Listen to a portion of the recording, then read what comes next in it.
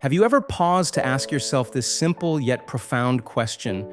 Why am I living the way I am? Too often in life, we find ourselves doing things because everyone else seems to be doing them, or because, like an idle sailboat bobbing aimlessly in the open sea, we drift into them without conscious thought. I know this because I've been there myself. A few years ago, I found myself in the wrong career, then in the wrong relationship, one that I didn't truly want to be in. And later on, building the wrong kind of business. I was living a life that looked successful from the outside, but felt incredibly hollow on the inside. That was until I hit rock bottom. From that point onward, I embarked on a deeper journey of introspection. I turned inward, realizing that to change the outside world, I first had to change my inner world. I began to declutter my life. I started letting go of whatever wasn't serving me, creating space for what would. I made a commitment to do more of what I loved and, most importantly, vowed to live a life true to myself, not anyone else's expectations. In short, I began to live intentionally. Intentional living is a form of life design, a concept introduced by Silicon Valley innovators and Stanford University professors Bill Burnett and Dave Evans. It's about working from where we are and with what we have to craft a meaningful, joyful, and fulfilling life, one aligned with our values, beliefs, and interests. It asks one powerful question: what kind of lifestyle do I aspire to live? Plain and simple. Intentional living is about living a life that is true to you. It doesn't matter what your parents advise, what society expects, or what your friends suggest. What matters is how you feel inside and what you choose for yourself. That's the heart of intentional living. That's the power of living intentionally. It reminds us that even when we feel stuck, we still hold agency over our days, our actions, and our choices.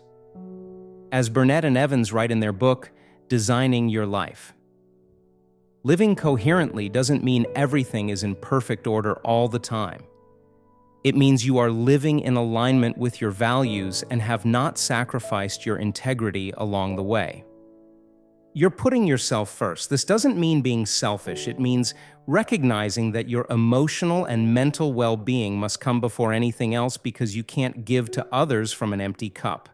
You're becoming kinder to yourself, drowning out that inner critic with confidence and compassion. You're recognizing that the sanctuary you seek is within you, and the only way to nourish it is through self-kindness, which then spills over into kindness toward others. You're questioning the lifestyle you want to lead. You're no longer living on autopilot. Instead, you're becoming more intentional about how you want your days and years to unfold. Like an artist carefully crafting a mosaic, you're piecing together a life that reflects your true self. You're realizing that positive, sustainable change can only come if you stop carrying the baggage that no longer serves you. In essence, you're becoming an essentialist, doing less of what doesn't matter so you can do more of what truly does. You're slowing down, especially in the mornings. You're not rushing to meet the day with panic or stress. Instead, you're crafting a morning routine that nurtures your mind, body, and soul. You protect that sacred first hour, maybe stretching, meditating, journaling, or reading, honoring yourself as a being of light vibrating through body, mind, and soul. By treating yourself with reverence, you set the tone to shine brightly throughout the day.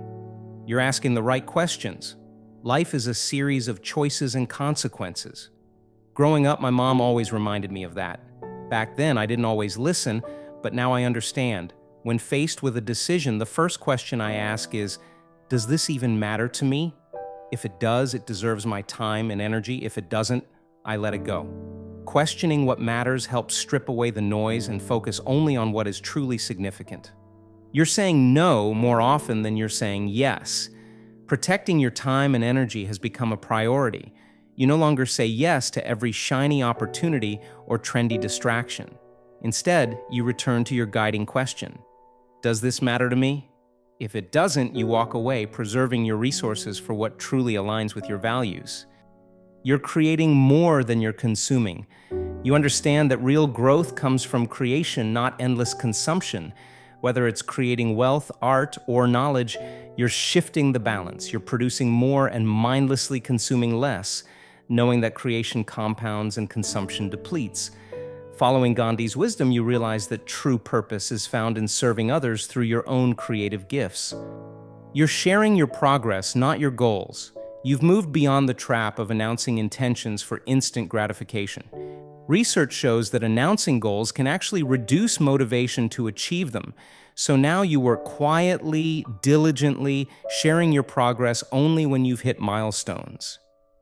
You're not doing it for fame or applause, you're doing it for you.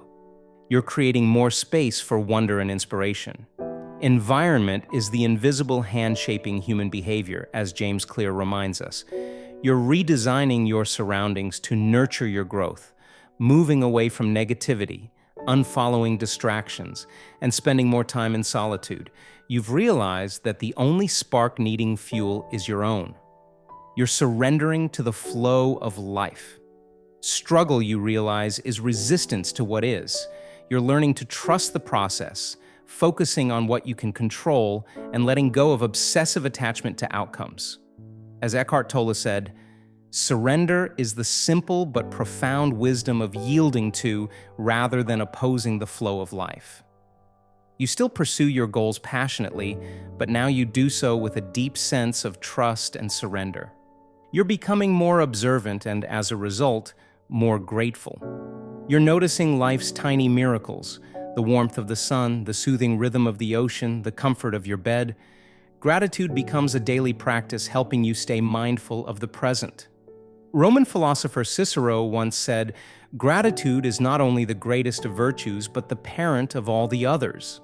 Gratitude, then, leads naturally to mindfulness and intentional living. You're taking the pressure off yourself by only comparing yourself to your former self. You understand that everyone's path is different and that most people only show their highlight reels. You're no longer rushing to meet arbitrary milestones. Instead, you define success on your own terms, and you measure your growth only by the progress you've made from where you once were.